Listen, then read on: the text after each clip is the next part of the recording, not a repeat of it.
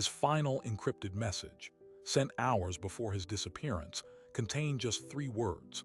The agencies involved. DEA agent Kiki Camarena had just uncovered the most dangerous secret of the war on drugs. The very cartel he was hunting was being protected by his own government spies. This is not a conspiracy theory.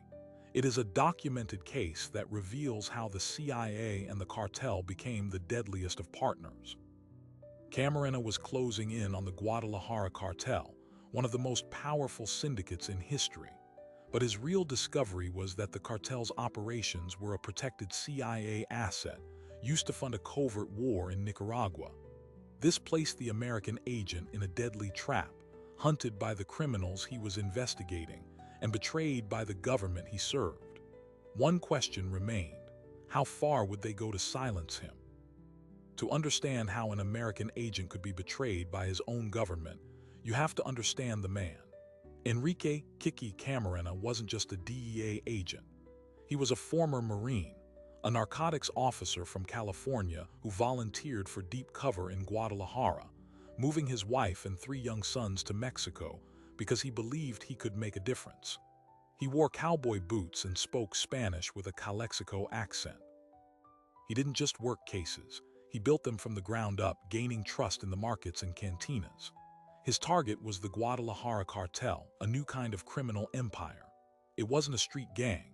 It was a multinational corporation with a private army, and it was led by 3 of the most ruthless men Mexico had ever produced: Miguel Angel Felix Gallardo, the organizer; Rafael Caro Quintero, the brutal visionary; and Ernesto Fonseca Carrillo, the enforcer. By the early 1980s, they controlled nearly all drug flow into the United States. But Camarena's investigation was about to collide with a separate, far more secretive American operation. In Washington, the priority wasn't drugs, it was Nicaragua. The Reagan administration was determined to overthrow the leftist Sandinista government by funding and arming rebel fighters known as the Contras. But there was a problem. The U.S. Congress, alarmed by the violence, passed the Boland Amendment, cutting off all federal funding for the Contra War. The CIA was ordered to stop, but the directive from the White House was clear: find another way. The agency needed a covert, off-the-books funding pipeline, one that couldn't be traced back to the U.S. Treasury. And in Mexico, the Guadalajara cartel had exactly what they needed: billions of dollars in untraceable cash, and a fleet of planes and pilots used for moving cocaine. A deal was struck, though no document would ever prove it. According to former DEA agents and Senate investigators, the cartel was given protection. In exchange, a portion of their drug profits would be funneled to buy weapons for the Contras. This created a monstrous paradox. One arm of the U.S. government, the DEA, was ordered to destroy the cartel. Another arm, the CIA, was ordered to protect it. Kiki Camarena, operating on the ground, began to see the outlines of this protection. His informants would vanish. His surveillance would be inexplicably compromised. He raided a cartel cocaine lab, only to find the key chemist had been tipped off and escaped hours before. The cartel's operations were not just sophisticated, they seemed to have a ghostly immunity. Then, in the fall of 1984, Camarena and his Mexican counterpart, Captain Alfredo Zavala, found the mother lode. A tip led them to a massive 2,500-acre plantation deep in the mountains of Chihuahua. It was called Rancho Bufalo. From the air, it looked like an agricultural project. On the ground, it was the largest marijuana cultivation site in recorded history. The value of the crop was estimated at $8 billion. This was the cartel's crown jewel, and it was completely unguarded. They moved in with a small army of Mexican federals and spent 3 days burning millions of plants. It was a devastating, very public blow to the cartel's prestige and finances. For Camarena, it was a career-defining victory. But for the cartel leaders, and for their silent partners who needed that cash flow, it was a declaration of war. The American agent had moved from a nuisance to an existential threat. The order came from the top. Rafael Caro Quintero, enraged by the humiliation, demanded the DEA agent be taken. But this wasn't a simple hit. They needed to know what he knew and who he had told. On the afternoon of February 7, 1985, Camarena left his office to meet his wife for lunch. He was intercepted in broad daylight by a group of men identifying themselves as Mexican police. He was shoved into a car. Captain Zavala, who had accompanied him to the ranch, was abducted separately. They were taken to a luxurious cartel-owned mansion. What followed was not just an interrogation. It was a ritualistic unraveling. Over the next 30 hours, using ice picks, drills, and brutal beatings, they tortured the agent for information. They wanted names of informants. They wanted details of ongoing investigations. But most chillingly, according to the transcripts of audio tapes later recovered, they demanded to know what he had learned about the Norteamericanos, the Americans who were their partners. Camarena, a Marine to the end, gave them nothing. But the cartel already had the answer they feared. His discovery of the CIA cartel pipeline was the real secret they were trying to bury with his pain. His final encoded message had been correct. The agency was involved. And now they had to make sure he never said another word. When Camarena's and Zavala's bodies were found a month later, wrapped in plastic and dumped in a remote pasture, the cover-up moved faster than the investigation. The official Mexican autopsy was a sham, listing the cause of death as a simple blunt force trauma, ignoring the 30 hours of systematic torture evident on the agent's remains. Key witnesses began to disappear.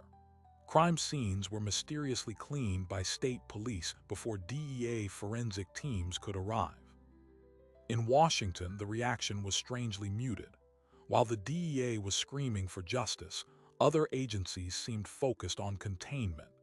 Hector Bareles, a veteran DEA agent assigned to the case in Los Angeles, immediately sensed the obstruction wasn't just coming from Mexico. He would later state, "We weren't just fighting the cartel, we were fighting our own government." Bareles and his team began to piece together a terrifying timeline.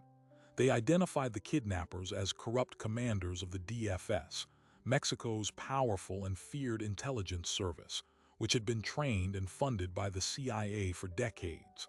This wasn't a rogue police unit. This was a state intelligence apparatus carrying out a cartel hit, and the trail didn't stop at the border.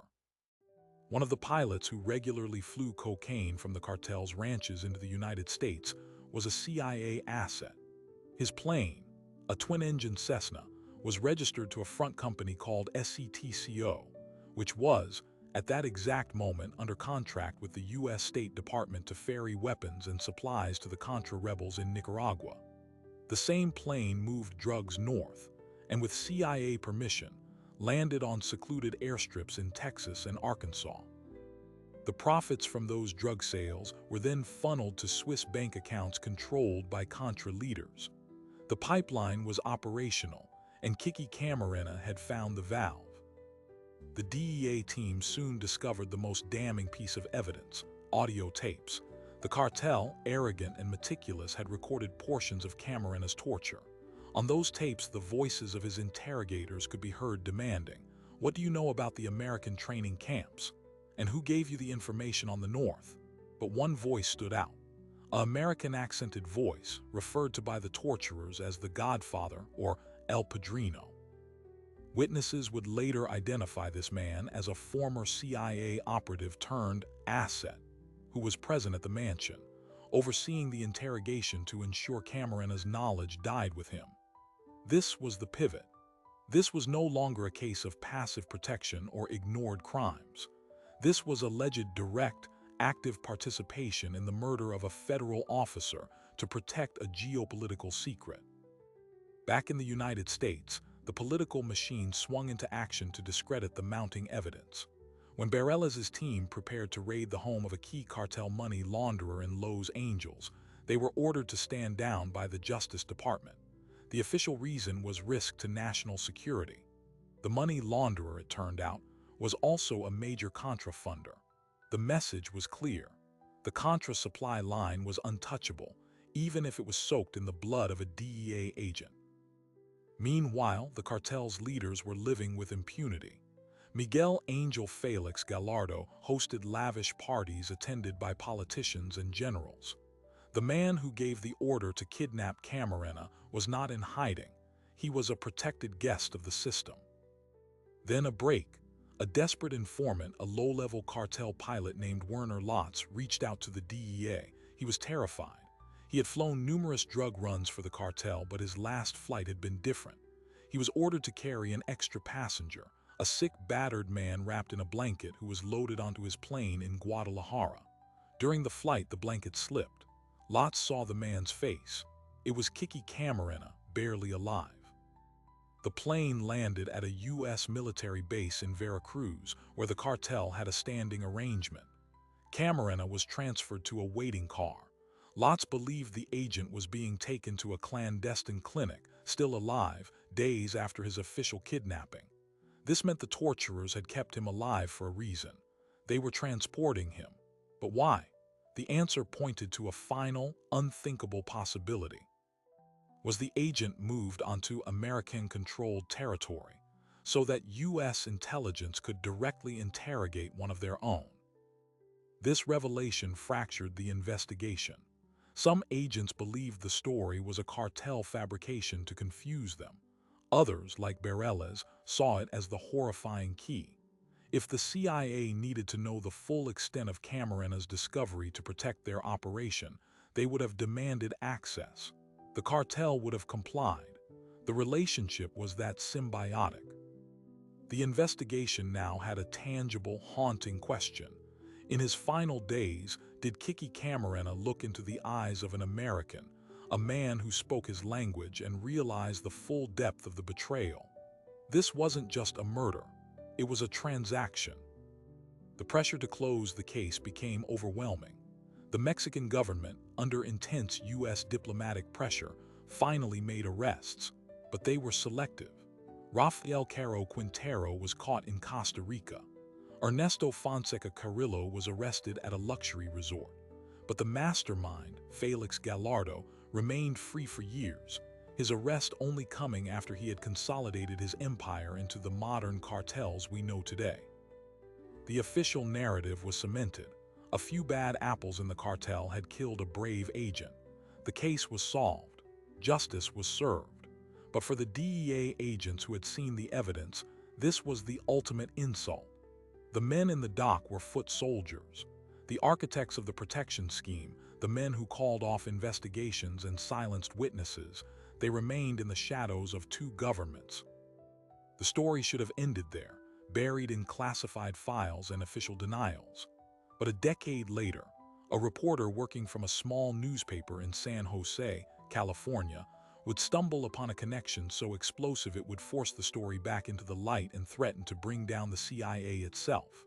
His name was Gary Webb, and he was about to discover that the betrayal of Kiki Camarena was just the first chapter.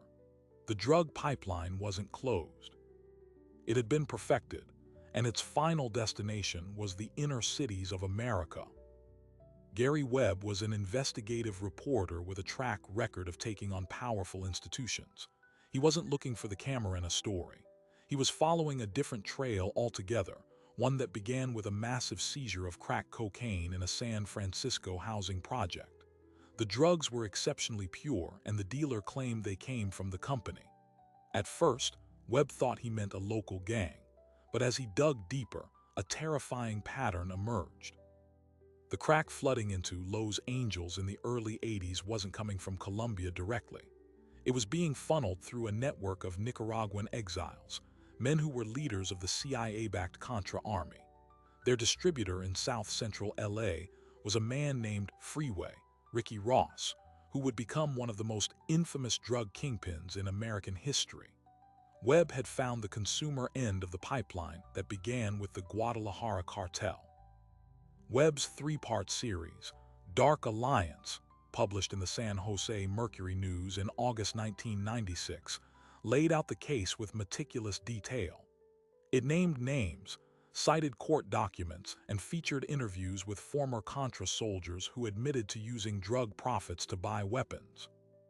The core allegation was staggering, that the CIA, in its zeal to fund the Contra war, had knowingly allowed its assets to build the first mass-scale crack distribution networks in the United States, directly fueling an epidemic that devastated black communities. The reaction was volcanic, but not in the way Webb expected. The story was catnip for talk radio and the emerging internet. In African American communities, it confirmed a long-held, bitter suspicion that the government was complicit in their destruction. For a moment, it seemed like a genuine national scandal was erupting. Then the counterattack began, not from the CIA directly, but from America's most powerful newspapers. The Washington Post, the New York Times, and the Los Angeles Times all published lengthy, front-page critiques not of the CIA, but of Gary Webb and his journalism. They focused on minor discrepancies, accused him of overstating the CIA's direct role, and framed the story as a conspiracy theory that was harming the country. The tone was one of paternalistic scorn. They were not investigating the claims, they were demolishing the claimant. The message was clear, this story was off-limits. Behind the scenes, pressure was immense. The Mercury News, facing a firestorm from the political establishment, began to backtrack. Webb's editors, who had initially championed the series, forced him to publish a watered-down clarification. His career was systematically dismantled. He was reassigned, isolated, and eventually pushed out of the paper. The official narrative had been reasserted by the very institutions meant to challenge power. Gary Webb was the new sacrifice. But the story refused to die. The public outrage, particularly from the black community, forced Congress to act. The CIA's Inspector General launched an internal investigation. Senate Intelligence Committee hearings were convened, and what they found was not a full vindication of Webb, but something far more damaging to the official denials. The CIA OIG report, declassified in 1998, concluded that the agency had indeed worked with suspected drug traffickers to support the Contras. It found that the CIA had received countless reports of drug smuggling by its assets, but had chosen not to investigate, not to stop them, and most critically, not to inform law enforcement agencies like the DEA. The report stated, and I quote, "CIA officers did not inform on their assets or cut them loose, even when they received evidence of drug trafficking." The Senate investigation, led by Senator John Kerry, reached a similar conclusion. It is clear that individuals who provided support for the Contras were involved in drug trafficking, and elements of the Contras themselves knowingly received financial and material assistance from drug traffickers. The government's own investigations had just confirmed the heart of Webb's allegation, a deliberate, institutional blindness for geopolitical gain. The fallout was not legal but moral. No CIA official was fired. No one was indicted. The policy was treated as a tragic but necessary compromise of the Cold War. But for the families in South Central Los Angeles, in Oakland, in Detroit, this was not a policy debate. It was a death sentence. The crack epidemic, supercharged by this influx of high-quality, cheap cocaine, led to an unprecedented spike in violence, addiction, and mass incarceration. The prison population in the United States quintupled. The social fabric of entire communities was torn apart. The phrase "dark alliance" took on a new, horrific meaning. It was an alliance between a foreign policy objective and a domestic catastrophe. The war on drugs had been sabotaged by the very people who declared it. And what of the cartels? They didn't just survive the exposure. They evolved and grew exponentially more powerful. The Guadalajara cartel splintered into the Sinaloa and Juarez cartels, adopting the same lessons in corruption and violence. They learned that their true currency wasn't just drugs, it was the compromising information they held on their government partners. This mutual blackmail became the new operating system of the drug war. In Mexico, the belief that the CIA was an active, if shadowy, player in the trade became an article of faith among law enforcement and the public. It created a fundamental, paralyzing distrust that hobbled every joint operation. How do you work with a partner you suspect is protecting your enemy? Gary Webb, his career in ruins, continued to work as an independent journalist, writing a book that expanded on his findings. But the isolation and the smear campaign took a heavy toll. In December 2004, 9 years after his series was published, he was found dead in his apartment with 2 gunshot wounds to the head. The coroner ruled it a suicide. To many, it was a suspiciously tragic end for a man who had challenged the world's most powerful intelligence agency.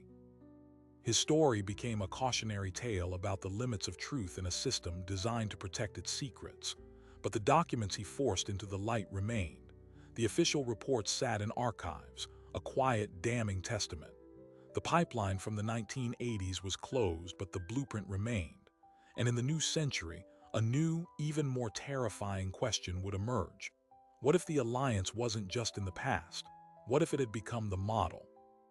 In the years that followed, the official story solidified into a hardened narrative of regretful but necessary compromises. Yet on the ground, in the streets of Mexico and the courtrooms of America, the legacy of the Dark Alliance began to mutate into something even more entrenched and dangerous. The cartels, now fragmented into more violent factions like the Sinaloa and Jalisco New Generation cartels, had learned a critical lesson from their predecessors. The most effective weapon is not a gun, but a compromised official. They institutionalized corruption, building networks of informants within every branch of Mexican law enforcement and government.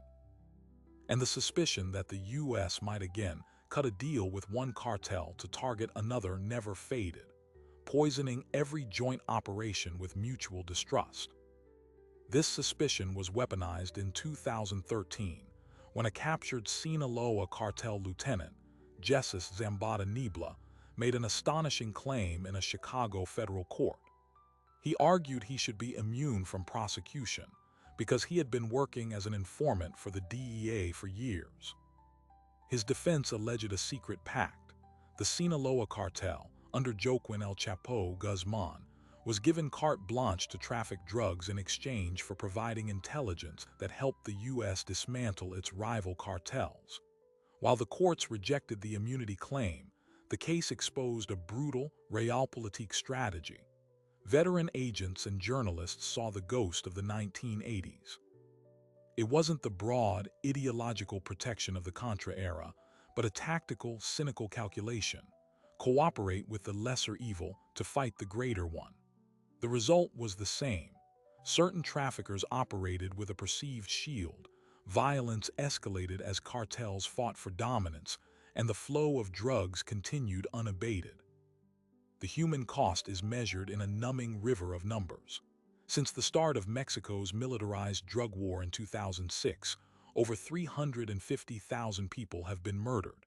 Tens of thousands more have disappeared. The cartels have diversified into oil theft, avocados, and mining.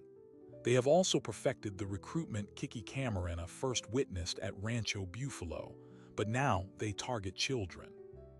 A 2021 report by the Network for Children's Rights in Mexico estimated 30,000 teenagers between the ages of 12 and 15 were already working as lookouts, dealers, or assassins. Most are recruited by relatives, creating a deadly family business where bloodlines are bound not by loyalty, but by shared complicity in violence. This is the ultimate perversion of the family structure, a generation born into the monster created in part by geopolitical indifference. In the United States, the aftermath is etched in social scars. The crack epidemic, which the Dark Alliance series connected to CIA-backed traffickers, led to policing and sentencing policies that decimated communities of color. Mass incarceration exploded. The credibility of institutions, the press, the CIA, the government, never fully recovered in the eyes of millions of Americans. Gary Webb was posthumously vindicated by scholars and subsequent investigations, but his ruin served as a chilling lesson about the limits of truth-telling. The official reports sit, unargued but largely unacted upon, in the archives. Senator John Kerry's conclusion from 1989 echoes with a tragic timelessness. The supply network of the Contras was used by drug trafficking organizations, and elements of the Contras themselves knowingly received financial and material assistance from drug traffickers. A policy of willful blindness had been admitted, then filed away. And what of justice for Kiki Camarena? Rafael Caro Quintero, one of his convicted murderers, was released from a Mexican prison on a technicality in 2013, sparking international outrage. He returned to trafficking, was placed on the FBI's 10 most wanted list, and was finally recaptured in 2022. He now fights extradition to the United States. The other architects lived out their days in relative comfort within the Mexican penal system. The American Godfather, allegedly present at the torture, has never been publicly identified or charged. For Camarena's family, there is no closure, only the enduring pain of knowing his death served a purpose for powers he swore to defend. The final, surprising detail in this saga is not a new document, but a recurring pattern.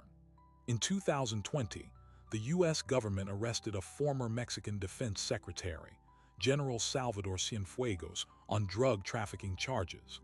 Under massive diplomatic pressure from Mexico, which threatened to expel all DEA agents, the charges were dropped and Cienfuegos was sent home, where he was immediately exonerated. The message was stark. Even at the highest levels, exposure could be rolled back by the demands of bilateral relations. The cartel's power to corrupt and compromise had reached the pinnacle of the state, and the U.S., fearing the collapse of cooperation, backed down. The Dark Alliance was no longer a secret pact. It was the open, unspoken framework of a failed war. So where does this leave us? The story that began with 3 words in an encrypted message, the agencies involved, reveals a foundational flaw in the war on drugs. When a government chooses to collaborate with criminality for a perceived greater good, it doesn't just fuel that criminality, it becomes dependent on it. It creates a hall of mirrors where allies are enemies, law enforcement is sabotaged, and the only consistent product is chaos. The cartels are not a foreign infection. They are a malignant growth nourished by decades of political expediency, market demand, and institutional corruption on both sides of the border. Kiki Camarena, Gary Webb, and countless unnamed victims were not casualties of a war. They were sacrifices to a lie. And until that lie is fully acknowledged, the violence, the addiction, and the betrayal will continue to be our shared, bloody inheritance. The most enduring legacy of this dark alliance may not be the drugs, the money, or even the bodies left in its wake. It is the corrosion of truth itself. When a government subcontracts its dirty work to criminals, the line between ally and enemy, between agent and asset, between justice and crime, dissolves into a gray, bloody haze. We are left with 2 competing realities: the official story of isolated tragedies and necessary compromises, and the lived experience of communities shattered by a flood of drugs that arrived with a geopolitical stamp of approval. Both cannot be true, and in that gap, trust dies. Kiki Camarena and Gary Webb, in different decades and different roles, shared the same fatal commitment. They followed a trail of evidence wherever it led, even when it led to the doors of their own institutions. One was silenced with a drill and a bullet. The other was silenced with a smear campaign and a ruined career. Their stories are bookends to the same warning. There are truths so dangerous to the established order that the system will expend more energy burying them than preventing the crimes they expose. We memorialize the dead agent as a hero in the war on drugs, and dismiss the dead reporter as a conspiracy theorist, failing to see they were casualties of the same war, a war on inconvenient truth. So the lingering question is not just what happened in the past. It is about what we choose to believe and what we choose to ignore in the present. The mechanisms of denial and deflection perfected in the 1980s are still operational. They reside in classified files, in selective prosecutions, in the quiet shelving of investigations that risk exposing uncomfortable alliances. The cartels have only grown more powerful, more embedded in the global economy, and more skilled at turning our institutions against themselves. The next dark alliance may not be about funding a rebel army. It may be about data or migration or any other geopolitical lever. The pattern, not the particulars, is the true lesson. This story forces us to confront an uncomfortable possibility that in the calculus of power, some populations are considered expendable. The farmers in Mexico, the teenagers in American inner cities, the journalists asking questions, they become collateral damage in a larger, unseen game. Recognizing this is not an endpoint. It is the starting point for a more honest conversation. It means demanding transparency over secrecy, accountability over expediency, and placing the value of human life above the cold mechanics of realpolitik. The war on drugs cannot be won with the tools that created it. It requires a fundamental reckoning with why it was allowed to fail and for whom. We tell these stories not to spread despair, but to arm you with context, because history is not a series of isolated events. It is a current, and we are all flowing in it. The decisions made in secret rooms decades ago ripple into our streets and our families today. To understand the present chaos, you must first understand the buried truths. This is one of them. If you want to understand the others to see how the hidden gears of power truly turn, then you're in the right place. Make sure you're subscribed and hit the notification bell, because the story doesn't end here. It just begins.